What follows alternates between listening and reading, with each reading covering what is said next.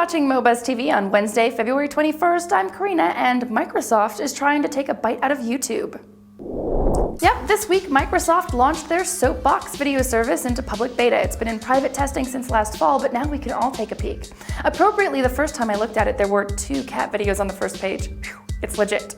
Like YouTube, videos can be tagged, categorized, and commented on, but one thing it has going for it is that while you watch a video, you can keep browsing in the same screen. So you can watch one cat video while looking for even more cat videos. Sweet.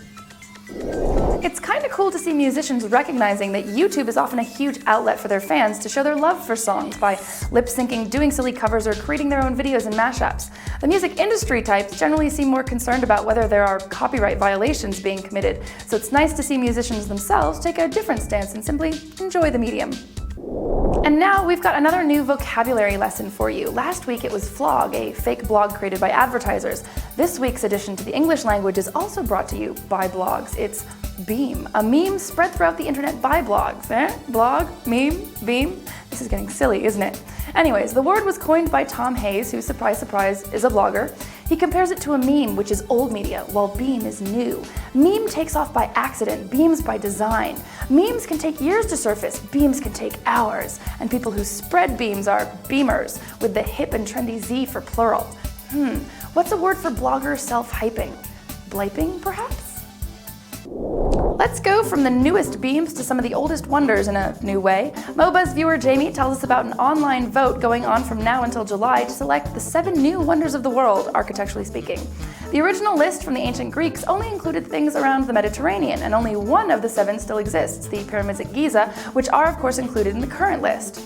Other structures up for voting are the ruins of Angkor Wat in Cambodia, the Taj Mahal, the Alhambra, the Statue of Liberty, Machu Picchu, the Eiffel Tower, to name a few. Reuters calls this, quote, the largest global poll ever conducted, with about 200,000 people voting every day.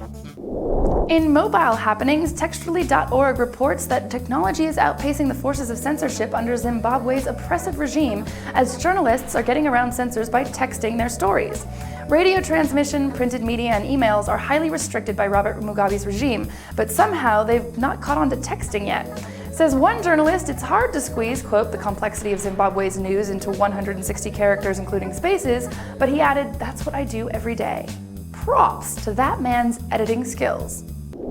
Finally, here's a weird little video I found on PSFK warning us about all that info being gathered by a certain big tech company. It's produced by 2 students, Ozan Halisi and Jürgen Mayer. Let's take a look.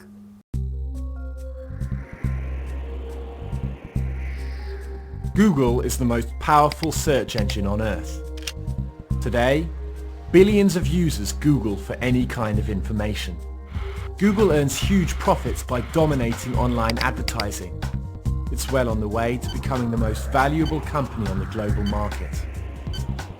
But is it just about money?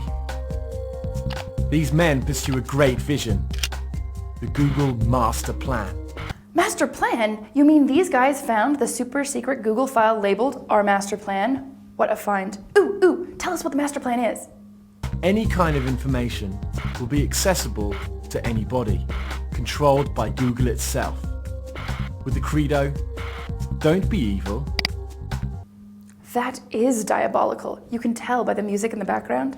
Seriously though, these guys then run through the classic list of big brotherish Google accusations, scanning emails to generate text ads, the allegations of a former CIA agent that Google's collaborating with the government on the down low, the massive files they could create about all of us. But it gets a little bit silly right around here.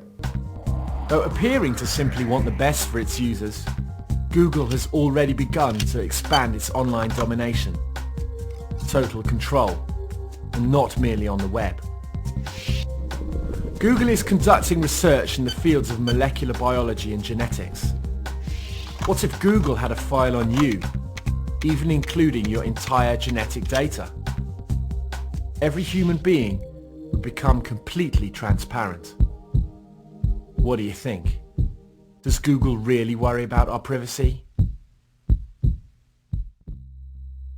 Now, it's not to say there aren't very important, worrying issues to be discussed here, but dudes, you might want to cite some sources or describe what this Google DNA research is. I mean, I hadn't heard of it. Or even just try to explain to your audience how exactly Google might be getting your DNA from you, you know?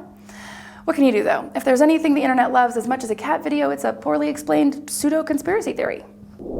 That's all for today. Until next time, what's your theory on what company will end up ruling us as our evil overlords and how?